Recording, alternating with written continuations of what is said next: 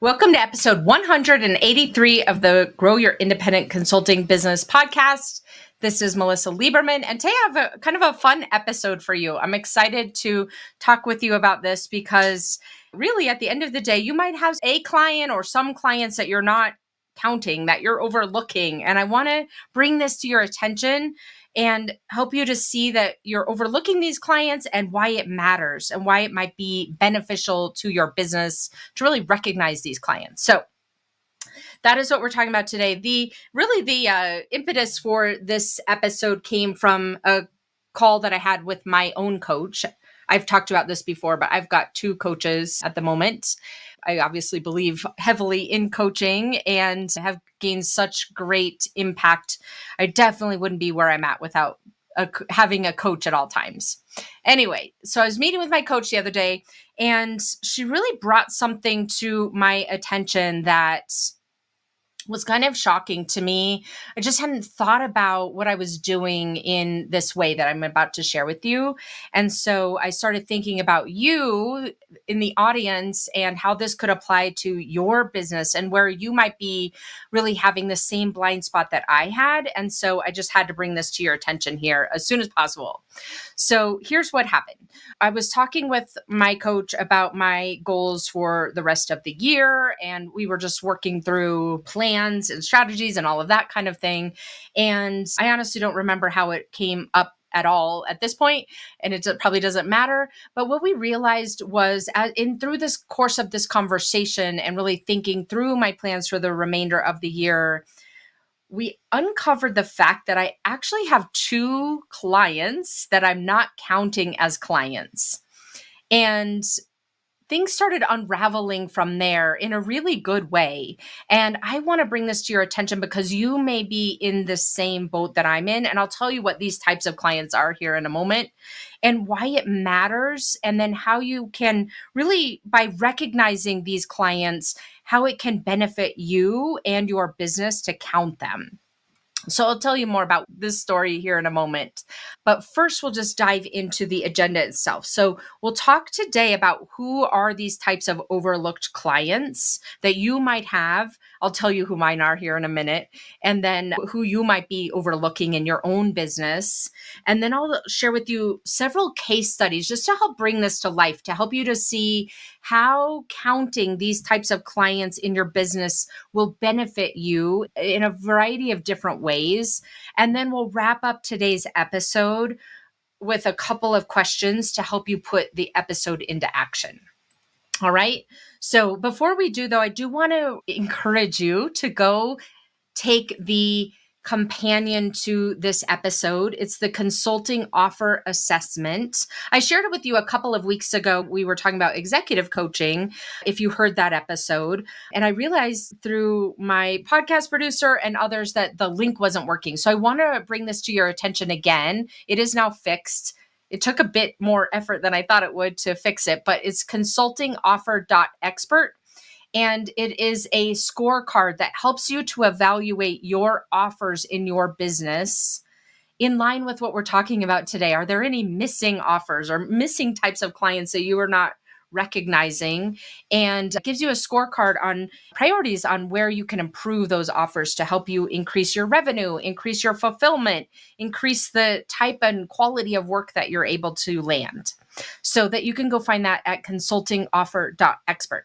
Okay, so with that, let's go back to the topic today. Who are these overlooked clients? The overlooked clients for you as a consultant are clients like side gigs that you might have, helping your spouse or your partner in some form or fashion, boards you might be on, volunteer positions you may have taken on, any unpaid advice that you're giving your friends or former colleagues. These are the types of overlooked clients that you are supporting, that you likely aren't acknowledging as a formal client in your business. I wasn't. I've been doing this for 12 years. I just realized this mistake recently. And I'll share with you what it means to your business to be overlooking these and why really folding them into your business in some form or fashion can be beneficial to you. That doesn't mean you need to start charging them for the work you're doing, although in some cases it might make sense. But here it's more about the non-monetary benefits that you can gain by not discounting these clients that you're working with. So I'll tell you who my two are. The first client that I have that I wasn't recognizing as a client is my husband. He works in our basement. He has a couple of different businesses that he's running. And one of them is actually a business where he is doing a lot of the same types of things that I help my clients with: building pipelines, selling work, delivering the work, juggling working on the business with working in the business. There's so many overlaps. Yet I was not treating what I was doing with him as a client because he's my husband. And it was kind of this carve out, right? And so I'll share with you a case study specifically about this here in a minute. But in the meantime, that's an example. The second example that I'm personally an overlooked client that my coach helped me to identify is I recently was elected to be the vice president of our nonprofit swim team board. So that is now a new role that I'm taking on. And it is fairly time consuming, especially here at the beginning, because there's so much work that we're doing as a new board to get everything in place and just kind of up leveling everything about the way the team is managed and building upon, what's already been done. The other example, which I'm no longer doing, is a volunteer position I had at my son's school. All three of them go to a K through 12 school. And I had taken on this volunteer position, wow, it was 6 years ago, 5 years ago. And I recently let that go in order to take on the swim team board. So anyway, those are the two examples that I had. And you might be thinking to yourself, I can see where Melissa's husband in the basement has some overlap with the type of work she does as a coach and consultant, but I don't see how the swim team board really applies here. I'll share with you here in a minute how it does. And for you, how any volunteer type work you're doing applies as well and why you want to apply it. We're not trying to just count things for the sake of counting them. What I want to share with you is why counting these overlooked types of client work can be beneficial to you in your business. You may relate, the easiest one to relate to is unpaid advice. You may have former colleagues or friends, family members, neighbors, whatever it is, asking you for advice.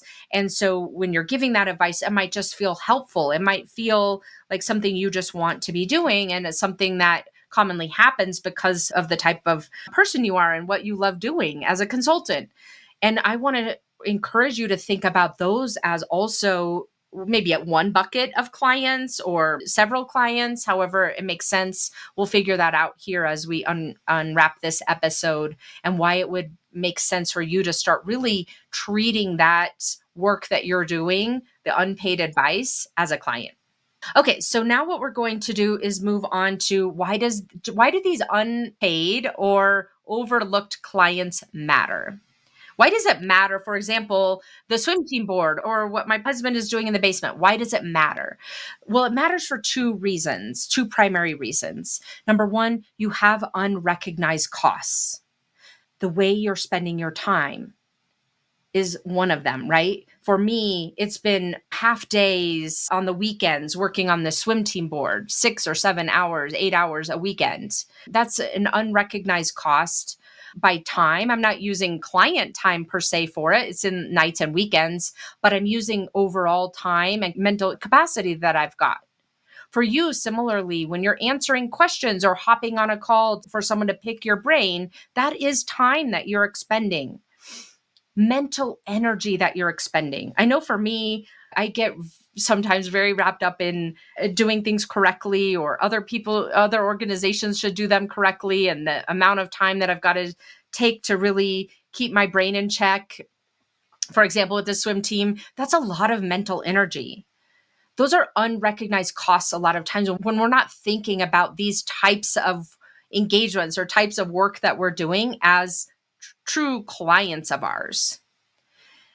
There's also missed benefits. The missed benefits, when we aren't counting or considering that type of work that we're doing, especially when it comes naturally, you might just be answering questions for friends who call you up and say, hey, can we go to lunch? And you go to lunch with them.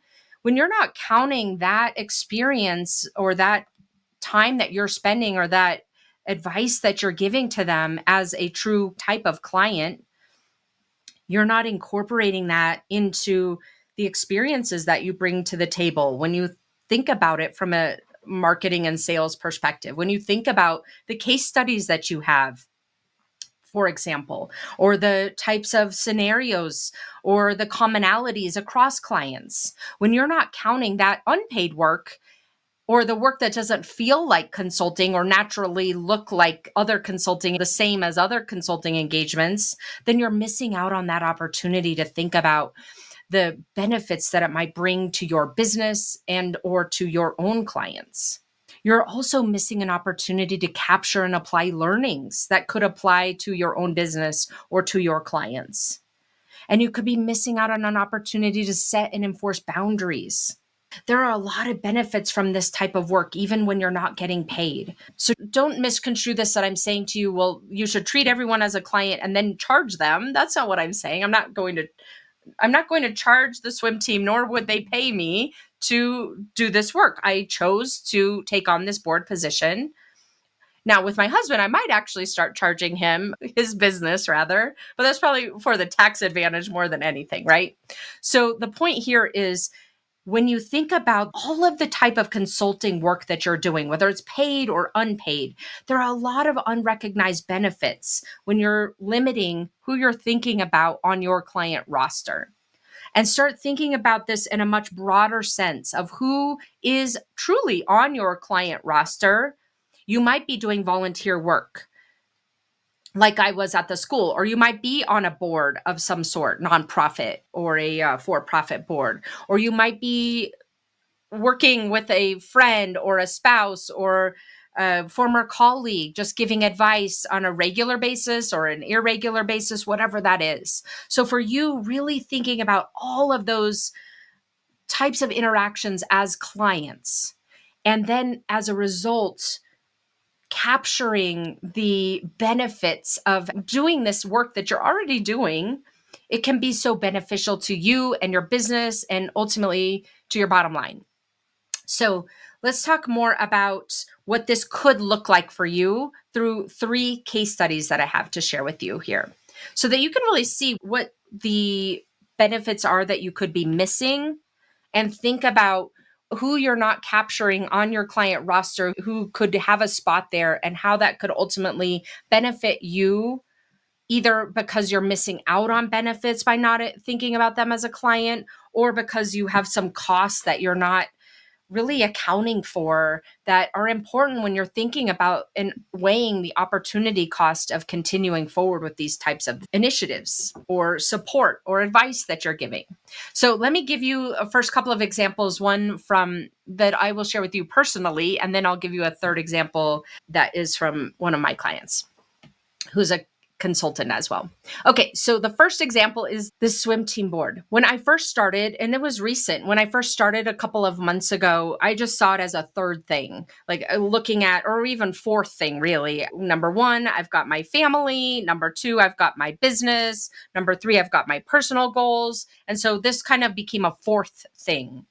A fourth thing that I was thinking about as I was prioritizing things. So I kind of compartmentalized it. And I think a lot of us do that when we take on something, especially that's more official in nature. We think about it as a fourth thing or a third thing, or fifth thing, whatever number of things you think about on your plate. So to me, it was very compartmentalized. It was sort of bringing on another job, if you will. And as I was bringing this on, because I thought of it in that way, a fourth thing, I started treating it as equal parts, kind of a fourth, a fourth, a fourth, a fourth, right? And so as I was thinking about it and treating it in this way, kind of compartmentalized, it started really eating up a lot of my time. I would work on it all weekend and in between kids' activities or family activities. I would, in the evenings, start working on it when I had finished up my business and client tasks. And then I would be thinking about it when I wasn't doing it. It started eating up a lot of that time and mental capacity. That's the point at which my coach pointed out to me, listen, Melissa, this is another client of yours. Obviously, it's a different type of client.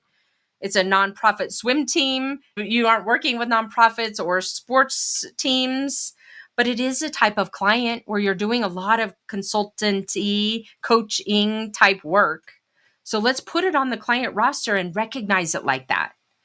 Think about it in that way. And so through her pointing this blind spot out to me, I added the swim team physically added it to my client roster and planned it out in more with my capacity, the capacity that I want to spend from a professional perspective versus it kind of eating away and taking away part of my family and other personal priorities.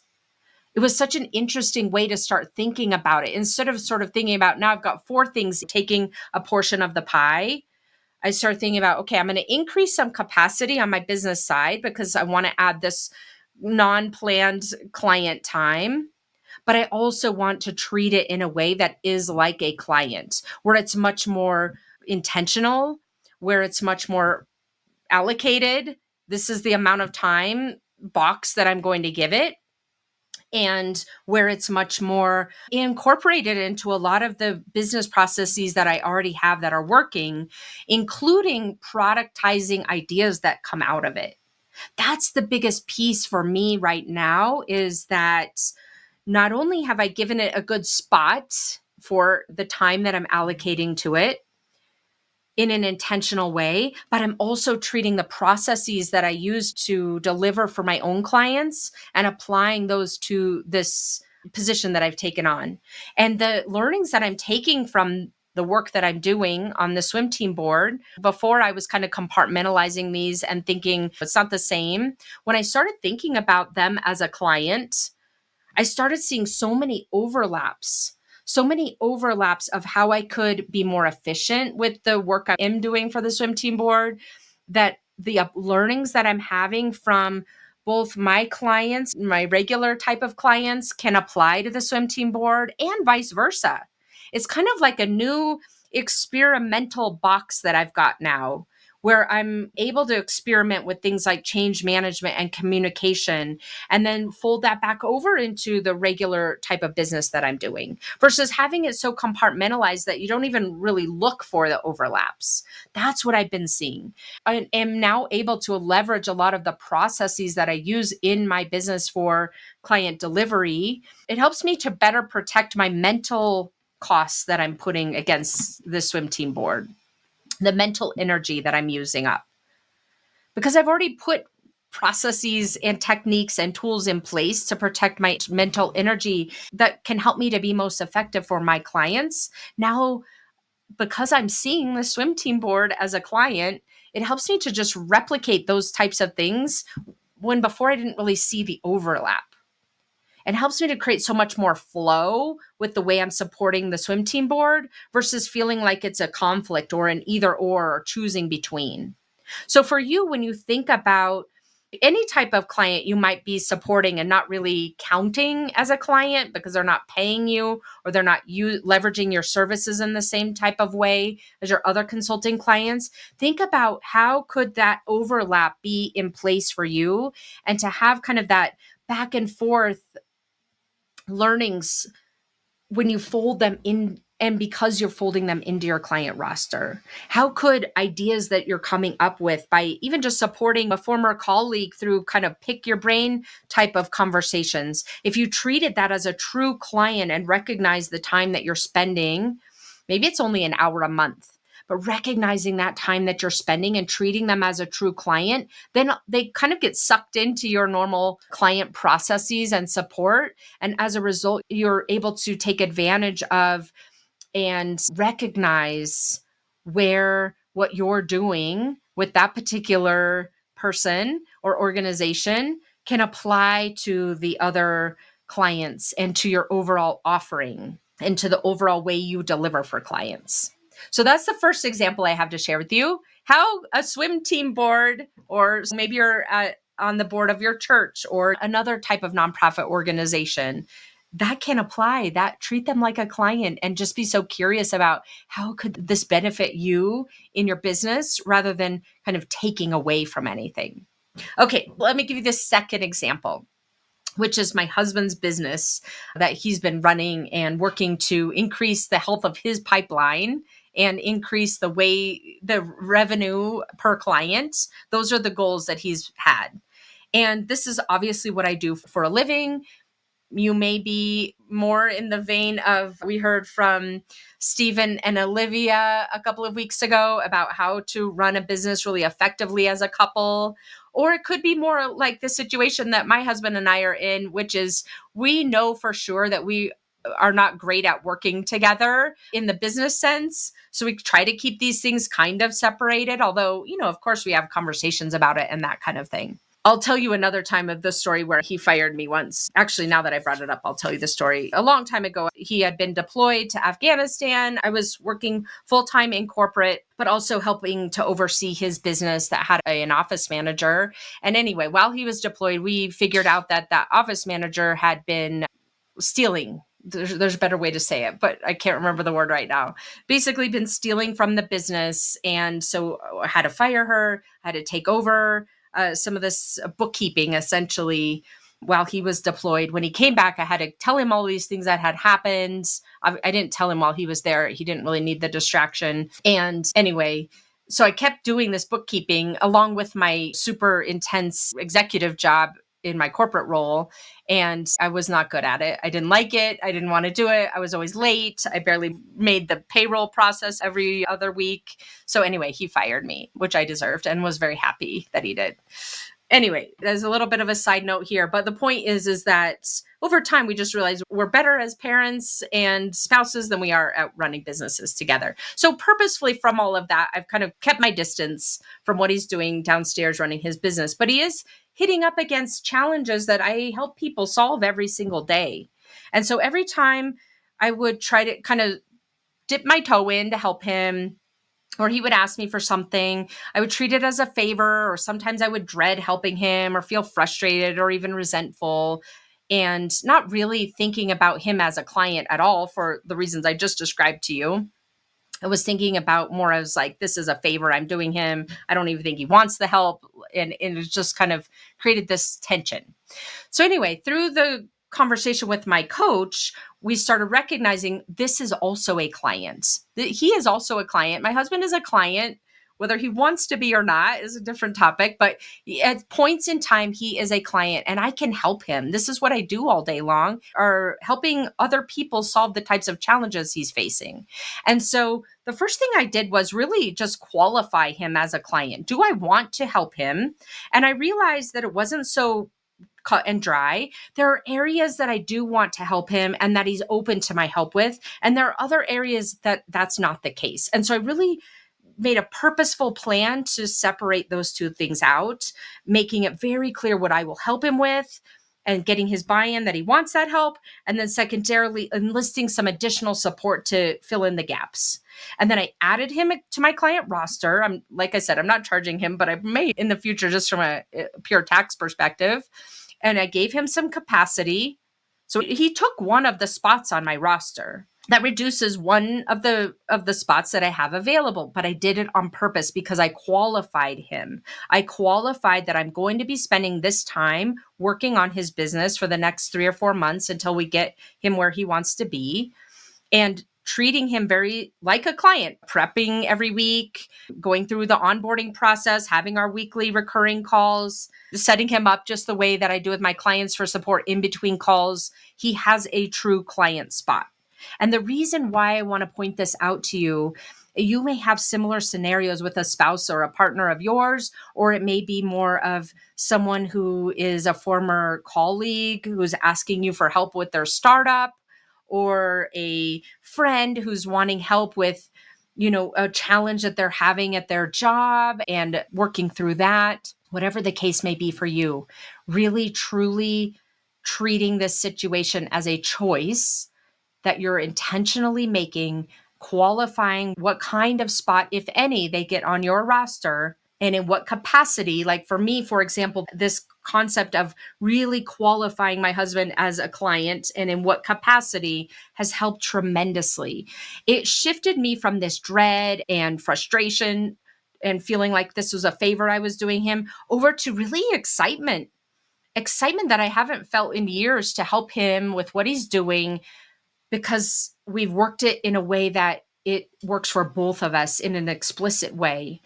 And I've been able to help him make more progress in the last couple of weeks together than he has in the last couple of years. And it feels like a win-win because we've got ideas flowing back and forth, not only for his business, but again, thinking about, because now I think of him as a client instead of a favor, how this could help my other clients, even though they're in different industries. So for you, really think about when you're taking on the type of support that you're giving to other people or organizations, giving them an explicit spot on your calendar in a way that consumes some capacity. Like that first example I gave you with the swim team, I decided to add capacity to take them on. In this case, I've given him capacity for another client spot that I'm not going to give to anyone else until he's finished with this spot. For you, think about these things in the same way so that you're being much more explicit with the way that you're spending your time and your energy, your mental energy on the types of support that you're giving other non-traditional clients, we'll call them. Okay, we have one more case study and then we'll wrap up with those two questions that I want to share with you today. The last question is an example from another consultant who was working with a friend. The friend was kind of working a side startup. And so the consultant was really just giving that friend of hers advice on and off. And she kept second guessing, like, how much should I be involved? Should I be charging? Should I not be charging? How much time should I be spending on this? Am I doing the right thing? And just really kind of helping from the sidelines, sometimes more frequently than other times. And so what she ended up doing is making a very explicit decision that she would give this particular friend a spot on her client roster for the next 5 months by explicitly saying how much capacity, and that was it. How much time was she going to spend? It wasn't paid, but very explicitly putting that client on the client roster for a certain set period of time. And talking with her friend about, okay, this is what I'm willing to do. I'm willing to give you advice. We're going to meet weekly for half an hour. I will review deliverables. It may take a bit more time than normally to get back to you. But she set aside that particular friend on her client roster, planned out the capacity, aligned with the friend on the scope and the boundaries. And the benefit from shifting from more of this ad hoc support to really acknowledging the client, even though it was an unpaid thing as a client, allowed her to really start looking at this relationship differently, both from a perspective of having another case study that she could leverage, when it came to sales and marketing, but also in this case, a test case for her on boundaries. And really the benefit of that boundary work that then was able to extend to all of the different clients that she had, where she had been in the past answering phone calls all day and night, responding to texts, just really having no boundaries with her clients. She was able to use this non-paid engagement with her friend as a way to really test out boundaries and benefit both that relationship, to put it in a proper box, let's say, but also to then help her to figure out how she would be thinking and the structures and processes she would be putting in place in order to benefit herself with respect to the way she was handling her other clients. And so that made such a benefit of this relationship, even that she hadn't been experiencing before she started really thinking about that friend and the advice she was giving that friend as a client, even though it was an unpaid client. So that gives you another example, the benefits that you can experience when you think about these different types of expertise that you're lending out in some form or fashion, whether it's volunteering or pro bono work or to friends or former colleagues or family.